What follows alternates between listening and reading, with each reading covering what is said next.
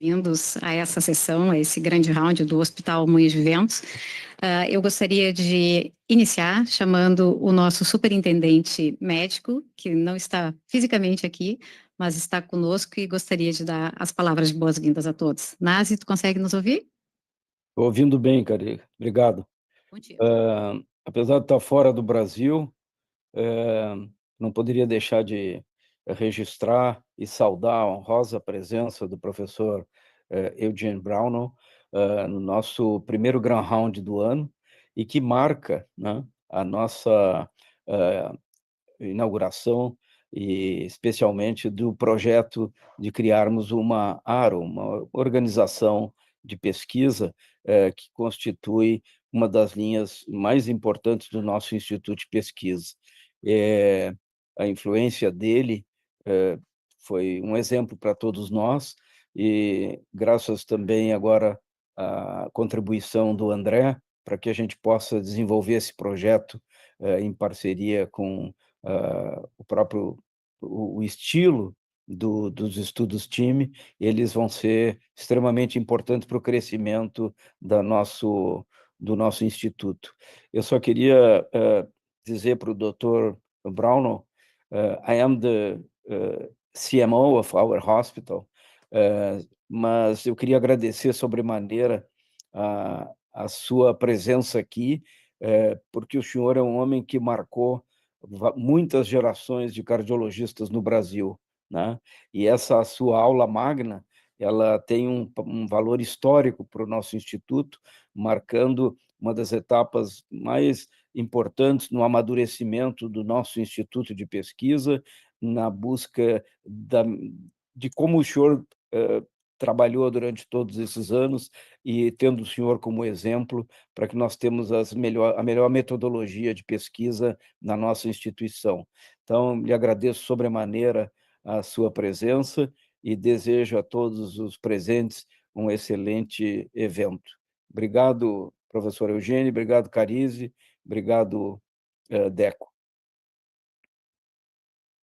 Obrigada, Nazi. A gente ainda não consegue chamar o André Zimmermann de André Edeco, mas acho que vai continuar sendo de modo carinhoso. Então, André aqui conosco, daqui a pouco eu apresento.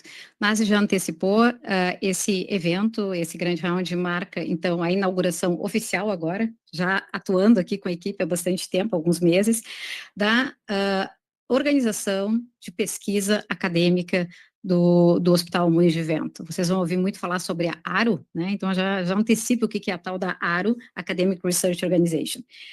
E para nada mais simbólico do que fazer um convite a uma pessoa, uma figura que foi tão ilustre como o professor Brown. É uma honra ter a oportunidade de ouvir o professor Brown contar um pouquinho da trajetória, da sua história. Ele foi um pioneiro em toda doença cardiovascular. Todos nós sabemos que ele foi muito além de mentor, ele foi um cientista, ele foi um desbravador do conhecimento da cardiologia moderna. Desde pesquisas não só básicas, mas fundamentais do entendimento das doenças, mas especialmente na condução dos tratamentos, ele mudou a nossa cardiologia. E eu tenho certeza, e nós temos que ter a humildade de entender que ele provavelmente salvou milhões e milhões de vidas ao longo da sua trajetória. E isso a gente tem que sempre reconhecer. Mas eu gostaria de destacar um ponto que o Nazi também trouxe, que além da contribuição científica do professor Brown, ele teve muita influência no treinamento e no shape, na condução com que muitos médicos foram formados aqui no Brasil, especialmente na nossa instituição. E eu gostaria de lembrar meu mentor, né, colega de muitos, professor Jorge Pinto Ribeiro, que teve a oportunidade de conviver e fazer parte da sua formação em Boston. Ao longo da minha trajetória com o Jorge, ele usava sempre uma frase que o Brown teria dito para ele quando ele estava na decisão, volta para o Brasil, não volta para o Brasil, o que fazer. E o Jorge dizia assim, que o Brown orientou, deu um aconselhamento, um conselho para ele, que ele deveria voltar para o Brasil para mudar o seu meio. E ele fez isso. Ele fez isso com muitos de nós, ele conseguiu tornar o meio muito mais desenvolvido na área de ciência e de pesquisa. Eu fui uma dessas pessoas e eu trouxe aqui, professor Brown, o seu livro, que o meu orientador em Boston, escreveu com o senhor, professor Thomas Lee, e assim, sucessivamente, várias pessoas, não quero deixar de mencionar, então não vou nomear. Mas novas gerações estão surgindo, nova geração, tendo a oportunidade também de aprender e ser orientado em relação aos princípios que o senhor sempre nos ensinou, quer seja nos livros textos, nas diretrizes, em tudo que a gente tem a oportunidade de absorver. Então, sem me estender mais, eu gostaria de pedir para o André Zimmermann para apresentar e dar umas boas-vindas ao professor Brawl. Eu vou pedir licença para começar a falar agora em inglês já para introduzir o Dr. Brownwood. But before I introduce our keynote speaker, I'd like to share a short story. Shortly after I arrived at the TIMI study group, we were working on this abstract to be submitted to the ACC conference. And right before submission, I get this email from Kathy, Dr. Brownwell's assistant, and the title of the email said, Dr. Brownwell wants to speak with you. So after my heart skipped a beat, we get on the phone, and Dr. Brownwell says, Andre, I was going through your abstract. If you go to table 2, in the third column, second row, there's this number that I think may be a typo. So could you please check with the statistician to see if this number is correct? And then you're good to go. And at that moment, I understood why Dr. Braunwald has really shaped modern medicine and modern cardiology. It's because of his attention to detail, his rigor, his commitment to excellence in absolutely everything that he does, regardless of whether it's a landmark New England Journal of Medicine trial or an abstract from this fellow recently coming from Brazil. And I'm glad to say that since that moment, he has been an extraordinary mentor, example, and inspiration for myself and many others. So it is my honor to introduce our keynote speaker, Dr. Eugene Braunwald, for the inauguration of the academic research organization at Hospital Moinhos de Vento. Dr. Braunwald, the floor is yours. Well, thank you for the kind introduction. Okay. I'd like to tell you about the birth of TIMI. And it's an honor for me to inaugurate your clinical trial unit.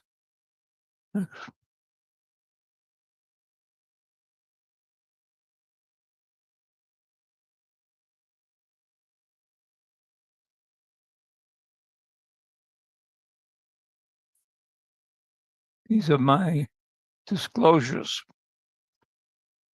So in 1955, I was fortunate in being selected to study at the National Heart Institute in Bethesda, Maryland. And this is Stanley Sarnoff, whom I call the grandfather of TIMI, who was the director of cardiovascular physiology. And I worked in his laboratory. The project on which I was working was to determine the oxygen supply to the heart and the oxygen requirements of the heart. These are not well known at the time we began this work in 1955. Now, we used this preparation, called it the isolated supported heart. Now, the dog was dead, but the heart was in situ. And what it allowed us to do was to control the heart rate and the blood pressure. And in contrast to the Starling heart preparation, the blood was oxygenated by the dog on the left, support dog. And this allowed us to determine myocardial oxygen consumption.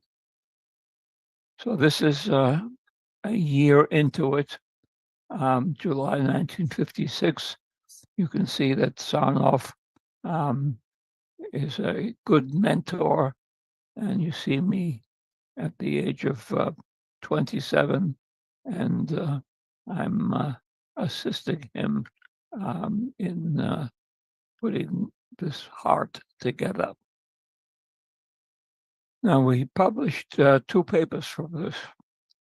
The first one, as you see above, hemodynamic determinants of oxygen consumption of the heart, with special reference to the tension time index.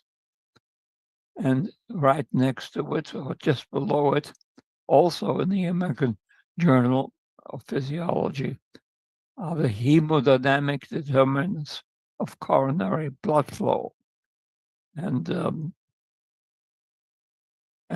what we found was that the oxygen consumption of the heart was the product of the maximum tension developed and the frequency of heartbeats.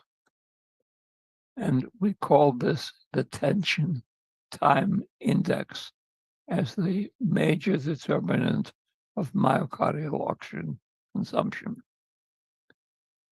Now, 10 years later, so we're now looking at 1968 in a paper published in the Journal of Clinical Investigation, we found a third important determinant of oxygen consumption, and that was contractility, the contractile space. So when we put it all together in 1969, and I presented a lecture before the physiology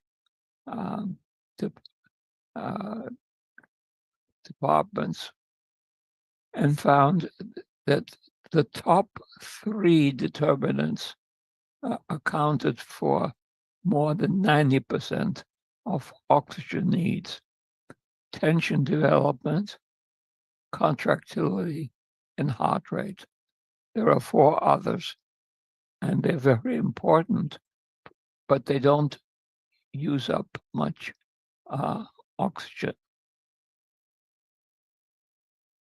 Now, the story moves to Rochester, New York. I was invited to be a visiting professor for 2 days in 1967. And at the same time, while we were studying myocardial oxygen consumption, we were also working on the carotid sinus system. This is a slide that I used at the University of Rochester. And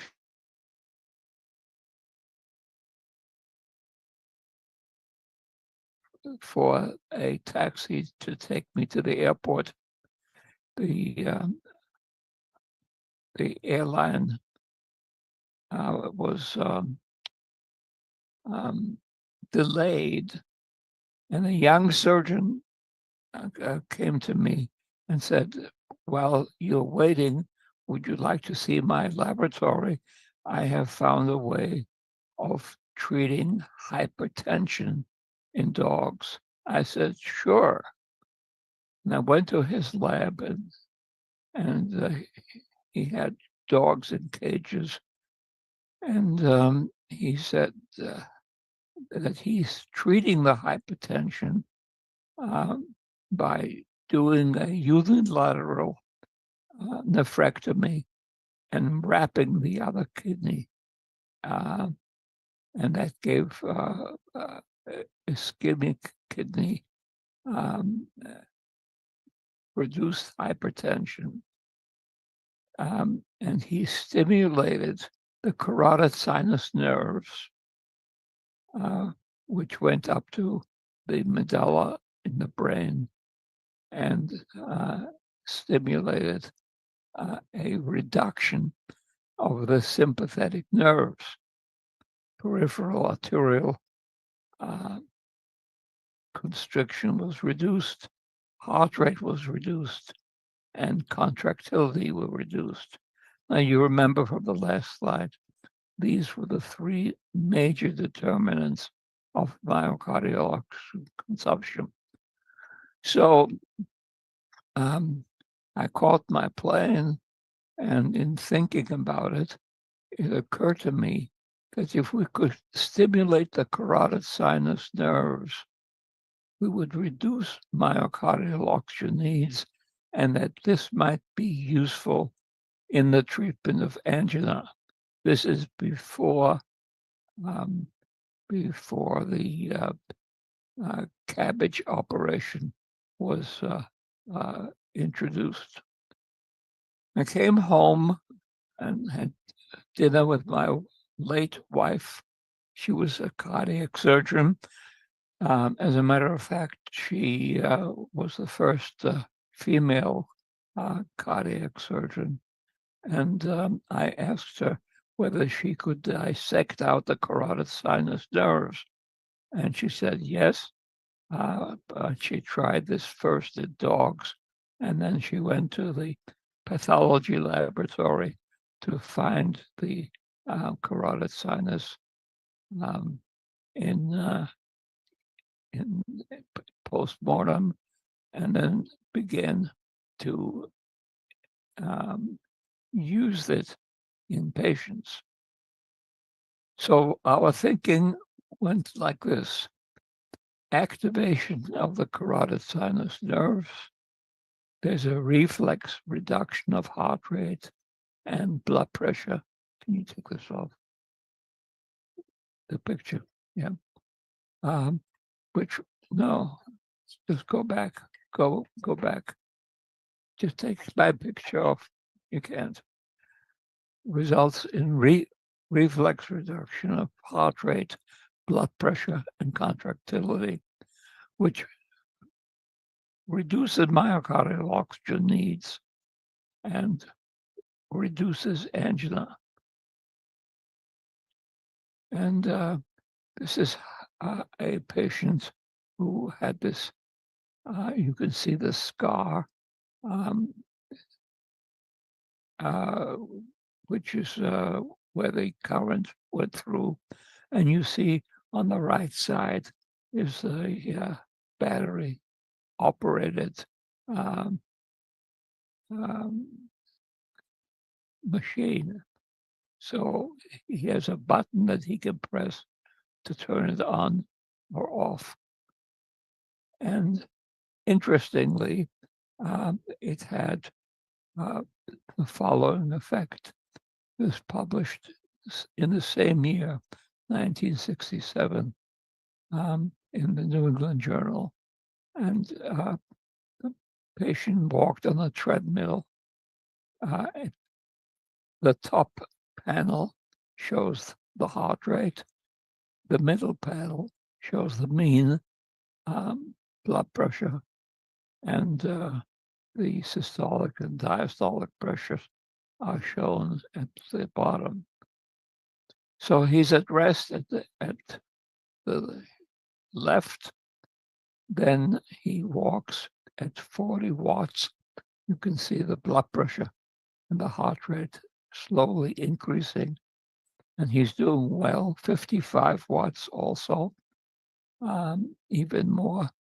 And then at 70 watts, if you look at the bottom, you can see he develops angina while walking. And below that is carotid sinus nerve stimulation. Well, about 25 to 30 seconds after the stimulation was begun, the angina disappeared and the blood pressure returned to the previous level. And then we repeated it. And again, the blood pressure fell and the carotid sinus nerve stimulation was turned on and it came back. So it was working, and I had a career-changing event. One of the patients who had the carotid sinus nerve stimulation came into our hospital, National Heart Institute, and having a myocardial infarction. Now, I told the patients that if the pain was unduly powerful or lasted for a long time with the stimulator on, they should turn it off. I was concerned, or I should say we were concerned, that reduction of blood pressure is undesirable in patients with acute myocardial infarction.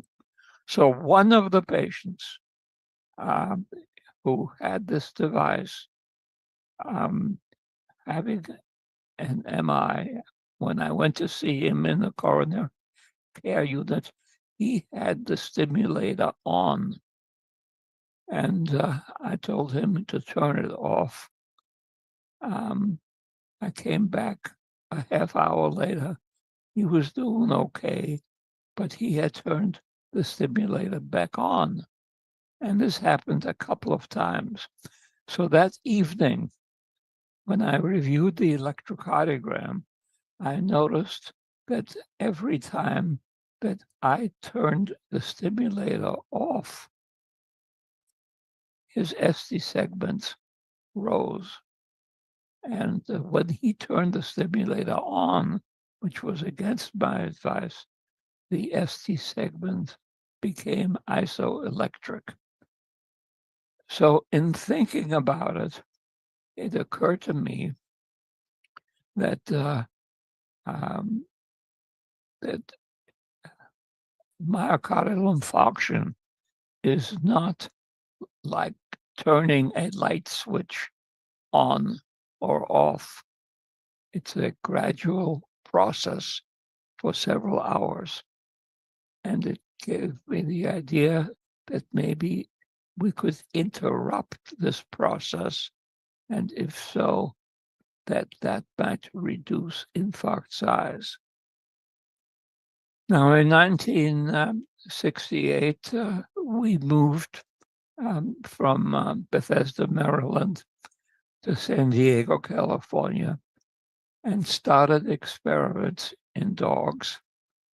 And these were the factors influencing infarct size following experimental coronary artery occlusion.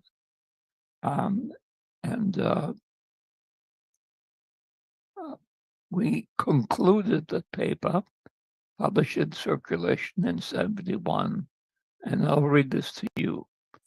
In patients with myocardial ischemic injury resulting from coronary occlusion, measures designed for reduction of myocardial oxygen demands and improvement of coronary perfusion when effected promptly after a patient has been brought to a hospital might reduce the ultimate size of the infarct.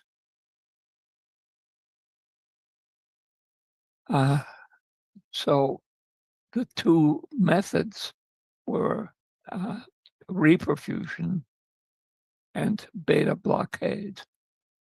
And this paper, published in Cardiovascular Research in 1973, showed that Practilol, which was one of the early beta blockers, reduced ischemic injury by reducing myocardial oxygen needs. Peter Libby was a medical student working in my laboratory at the University of California. Now we moved we didn't move to Moscow, but the next important step in the story was taken by Professor Chazov, a famous Soviet cardiologist. And you see the panel on the left shows an obstructed right coronary artery. And he injected streptokinase through the catheter, and the streptokinase lysed the clot. And although the right coronary artery shown in the right panel has many minor obstructions, you can see that that it has opened up and was perfusing the base of the left ventricle. So this was, as far as I know, the first reperfusion of an occluded coronary artery. And of course, this went around the world, this picture, and people began to treat acute myocardial infarction with intracoronary streptokinase. What we wanted to do was to determine if it really salvaged myocardium. And in 1981, published this paper. We used intracoronary thallium and showed that there was myocardial salvage after intracoronary thrombolysis. So it sort of closed the loop in this story. So there were certain key events from 1981, which was shown on the last slide, to 84. The first one was to switch from intracoronary streptokinase to intravenous streptokinase. That meant a much larger volume of streptokinase. It was a period also when the streptokinase mega trials, GISI and ISIS-2, which had about 15 to 20,000 patients, were begun. It was the first mega trials. Also during this period, Genentech, the company, developed TPA, and the phase 1 results of TPA were quite positive and encouraging. And the thrombolysis, the TIMI group, was organized and developed a protocol to compare intravenous streptokinase to intravenous tissue plasminogen activator. And this are the findings. On the left in yellow, shows the percentage of patients who opened an occluded coronary artery, 62%, and in red, intravenous streptokinase. So the Data Safety Monitoring Board halted the trial because they said this is highly significant statistically. You don't need to go on. So we only had about 290 patients in this TIMI trial. Now, the New England Journal was interested in it and published a special report, the thrombolysis and myocardial infarction, TIMI, phase 1 findings. Well, we didn't call it phase 1 because we didn't know that there would ever be a second TIMI. And it's like the World War. The Great War from 1914 to 1918 was not called the First World War because nobody knew that there would be a second one. But it was only in retrospect that it was called the First World War. In retrospect, after the Second War started. And it was the same thing with TIMI. That it was not clear that it would ever go on, but it did. We also came up with a flow grade with the of the TPA with complete occlusion. We called that TIMI 0, and full perfusion with normal flow was TIMI 3. And the mortality at 42 days went from 10.6 when the vessel didn't open down to 4.7 when there was full perfusion. So it's clear that mortality was markedly reduced. And we followed these patients for a year. Those who had a patent coronary artery are shown, this is the mortality over a year, are shown in green, and those who had occluded vessels are shown in red.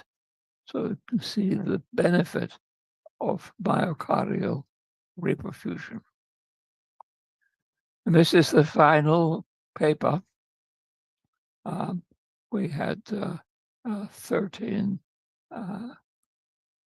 centers, cardiology centers, and several core laboratories, and these are the authors.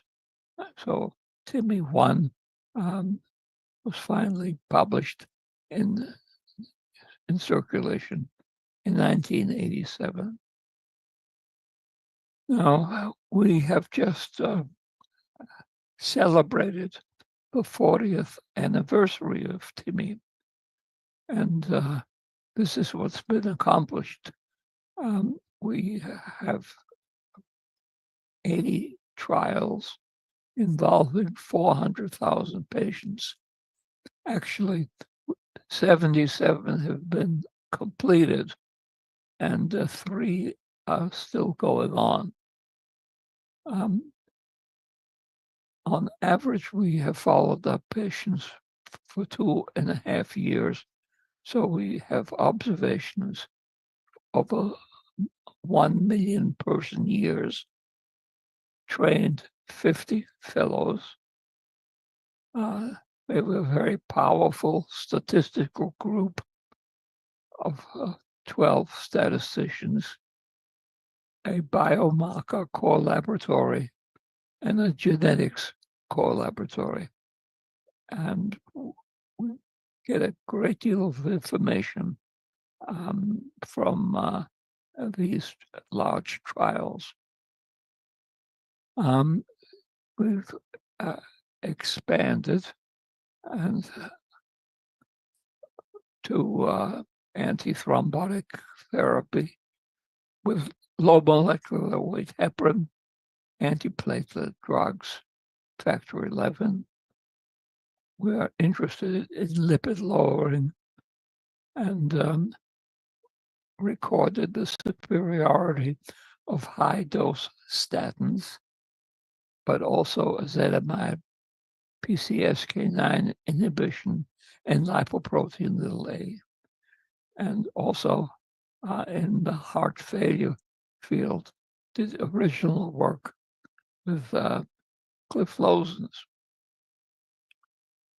So this is the story. I am very pleased that Andre is going to be leading, or is already leading, your effort here in Brazil, because I think that you will make very many important contributions. Thank you for your attention, and I will be pleased to take any questions.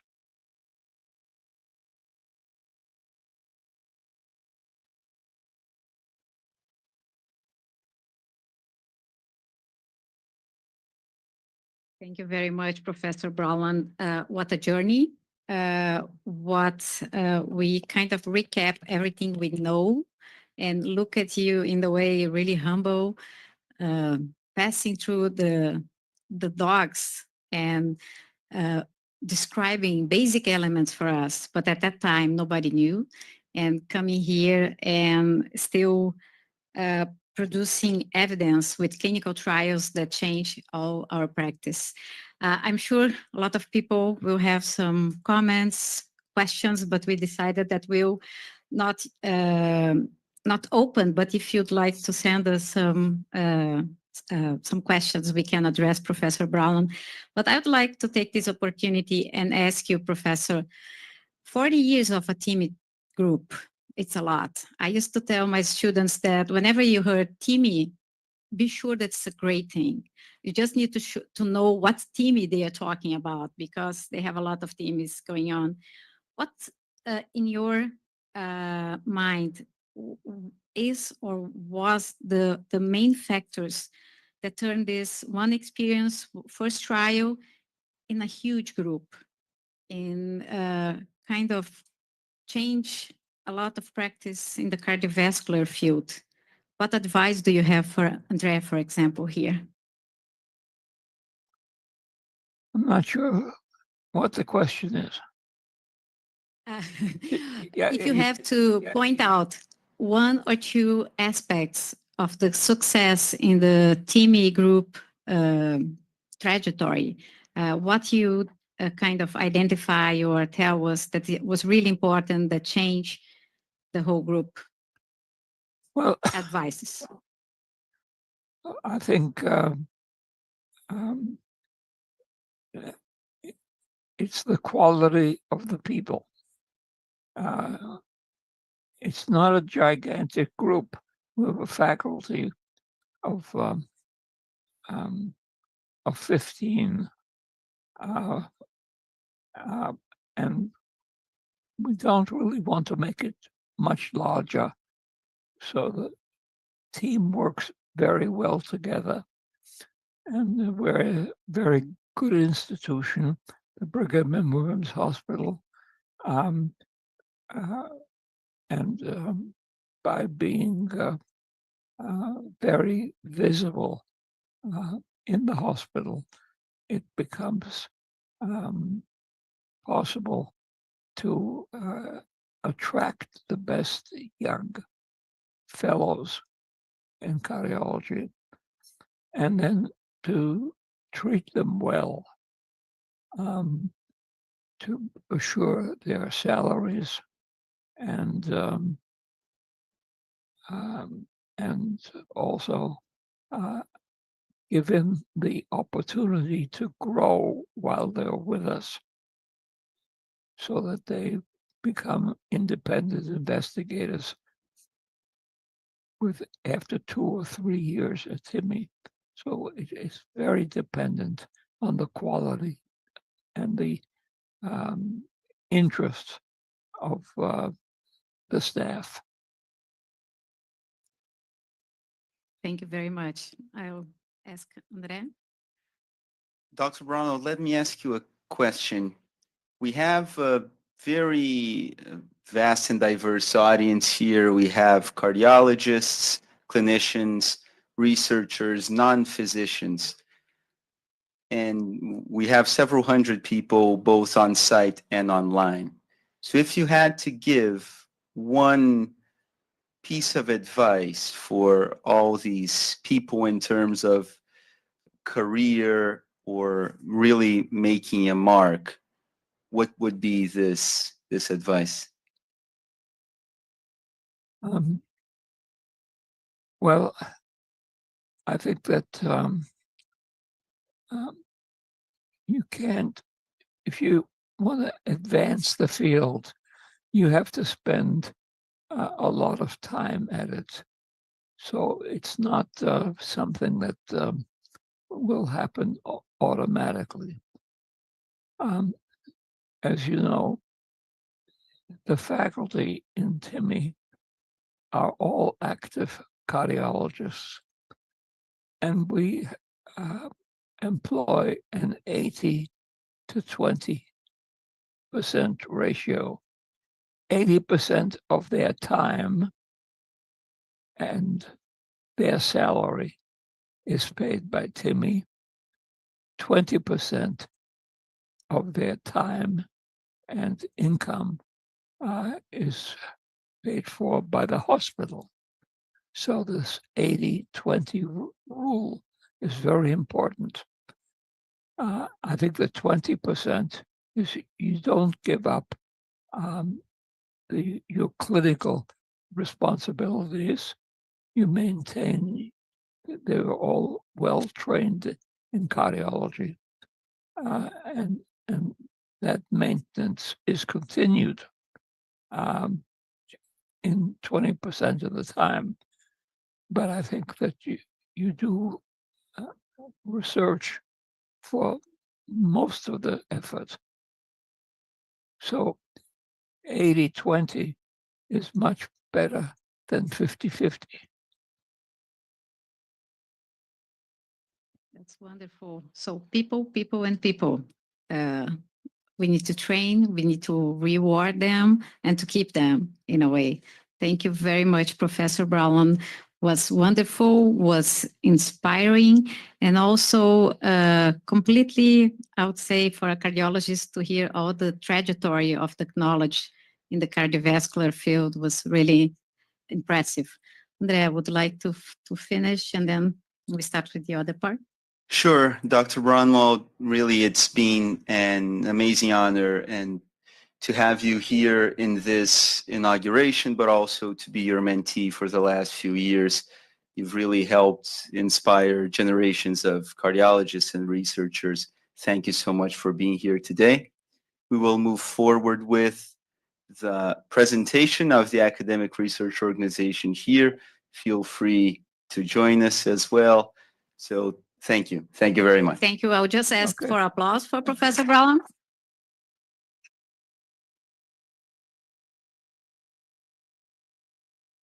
Okay. Thank you very much. Naz, you would like to say something, or? Agora ele já foi. I would like to ask Professor Eugene. Acho que ele já foi. Ou já foi. Eu ia perguntar para ele sobre o futuro.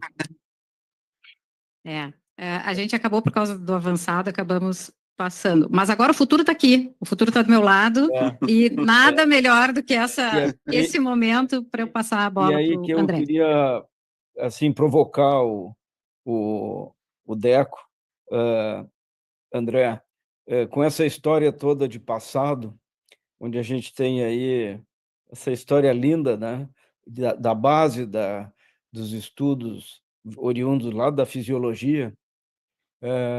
Eu acho que era interessante tu explicar um pouco para o público aí que está nos assistindo, que tem muita gente também em casa. Isso foi uma aula histórica, mas eu queria que tu desse a tua impressão como fellow, convivendo com esse time todo, e qual é a perspectiva que a gente dá para os novos fellows, e a perspectiva nossa também da ARO no Instituto de Pesquisa. Perfeito, Nazi. Eu vou responder aqui e depois já faço a minha breve apresentação. Mas a história do Brownwald é essa, é de foco total, qualidade absoluta em absolutamente tudo. Então não é por acaso que ele tenha chegado onde ele chegou, e essa é a visão que a gente está querendo implementar aqui. Eu só vou pedir licença que eu não estou vendo o pointer da apresentação, se puderem me passar, por favor. Mas enquanto isso, acho que... Obrigado, Eduardo. Muita coisa passa pela minha cabeça enquanto eu assisti o Brownwald falar, desde Brownwald como a instituição que ele é, o Brownwald como professor meu, mas talvez a principal tenha sido por que eu me coloquei para falar depois do Brownwald e não antes do Brownwald. Porque é uma trajetória realmente muito inspiradora e motivada por 3 grandes forças. A força de curiosidade, de gerar conhecimento, aprender alguma coisa sobre o mundo. A força de aliviar o sofrimento do ser humano, ajudar os nossos pacientes. E de plantar sementes, treinar pessoas para que sigam fazendo o mesmo.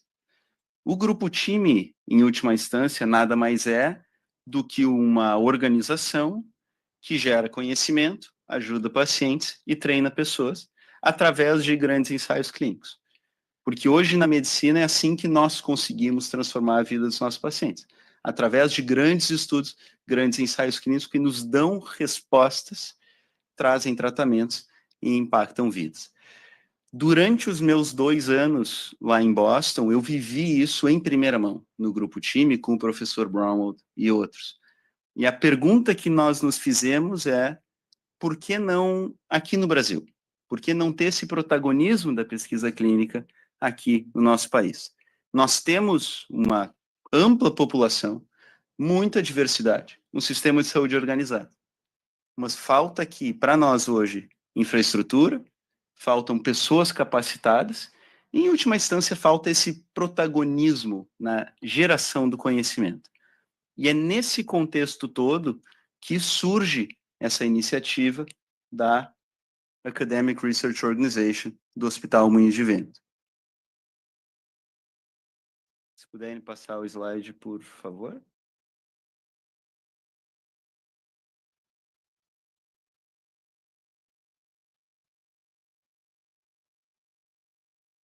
Eu vou continuando aqui, não tem problema.